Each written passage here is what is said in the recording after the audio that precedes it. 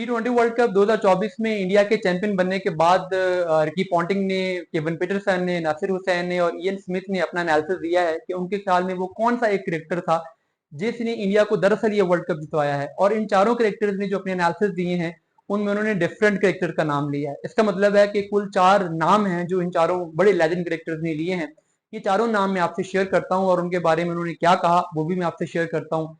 देखिए, बात यह है कि स्टार्ट कर लेते हैं हम नासिर हुसैन से। नासिर हुसैन ये कहते हैं कि इंडिया में और बाकी टीमों में जो फर्क रहा है, वैसे तो वो कहते हैं जाहिर है टीम एफर्ट है, इंडिया के हर प्लेयर ने कंट्रीब्यूट किया है, मगर बाकी जो अच्छी टीमें थी, साउथ अफ्रीका, इंग्लैंड, ऑस्ट्रेलिया वगैरह, अफगानिस्तान वगैरह, उनमें और इंडिया में जो फर्क रहा है वो जसप्रीत बुमराह का फर्क रहा है, क्योंकि उन टीमों के पास बुमराह नहीं थे।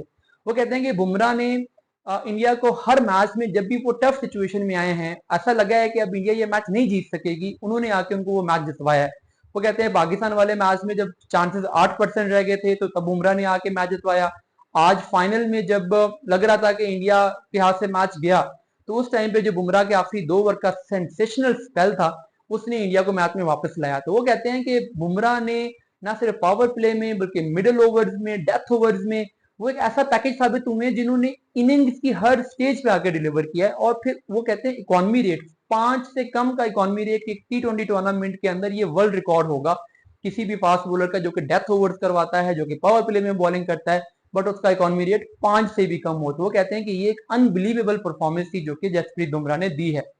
जो दूसरा इसमें नाम है, अगर हम केविन पीटरसन की बात करें, तो केविन पीटरसन ये कहते हैं कि उनके ख्याल में जो सबसे most valuable, most impactful player रहा है इंडिया के लिए, वो उनके ख्याल में जसप्रीत बुमराह से भी ज्यादा हार्दिक पांड्या रहे हैं, क्योंकि वो कहते हैं कि पांड्या ने ना सिर्फ बैटिंग में बल्कि बॉलिंग दोनों चीजों में बहुत कंट्रीब्यूट किया।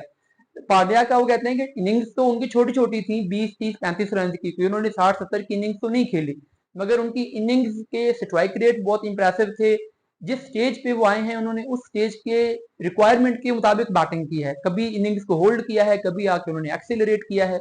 और बैटिंग से ज्यादा उनकी बॉलिंग, वो कहते हैं कि बॉलिंग में हालांकि वर्ल्ड कप से पहले उम्मीद नहीं थी कि हार्दिक स्पेल लंबे लंबे कर लेंगे, 3-4 ओवर करा लेंगे जैसी उनकी फिटनेस थी, और डाउट थे कि पता नहीं वो एज अ बैट्समैन खेलते हैं या एज एन ऑलराउंडर खेलते हैं, बट उन्होंने आगे जो स्पेल्स किए हैं, इवन जो फाइनल मैच आज था उसमें भी हेनरिच क्लासन की विकेट उन्होंने ली जहां से मैच टर्न हुआ। अगर वहां पे क्लासन आउट ना होते तो जो साउथ अफ्रीका की टीम थी मैच ले गई थी।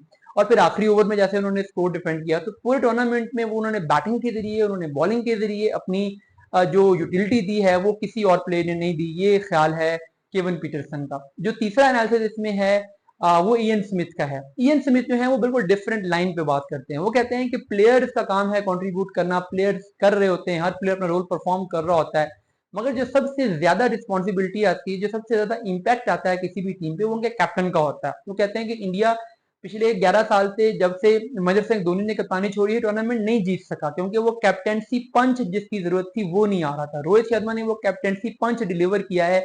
हर फंसे हुए मैच में जहां लगा कि इंडिया ये मैच हार गया, वहां पे रोहित शर्मा की प्लानिंग, स्ट्रेटजी, रिसोर्सेज को प्रॉपर तरीके से इस्तेमाल करना, ये वो चीजें थी जो कि बहुत ही आउटस्टैंडिंग रही हैं, बहुत ही शानदार रही हैं। और वो कहते हैं कि उन्होंने बेसिकली फंसे हुए मैचेस में टीम इंडिया को उठा के दोबारा जितवाया है, और जैसे उन्होंने नर्वस पे काबू रखा है, रिसोर्सेज का बेस्ट इस्तेमाल किया है। तो वो कहते हैं कि इसमें जो उनके ख्याल में जो एक स्टैंड आउट पर्सन है इंडिया की जीत के पीछे, वो उनके कैप्टन रोहित शर्मा है। और वो सिर्फ ना उनकी कैप्टनसी बल्कि बैटिंग को भी वो बहुत अप्रिशिएट करते हैं कि जैसे Virat Kohli out of form थे तो उनकी उस कमी को महसूस नहीं होने दिया। पूरे टूर्नामेंट में रोहित शर्मा ने अपनी अग्रेसिव बैटिंग के से, अग्रेसिव इंटेंट से, और वो इनिंग्स की एक टोन सेट कर देते थे ऊपर आके। हालांकि पिचेस मुश्किल थी, नई बॉल से बैटिंग करना मुश्किल था, बट रोहित शर्मा ने आके नई गेंद पे, मुश्किल पिचेस पे अच्छे बॉलर्स के सामने डिलीवर किया।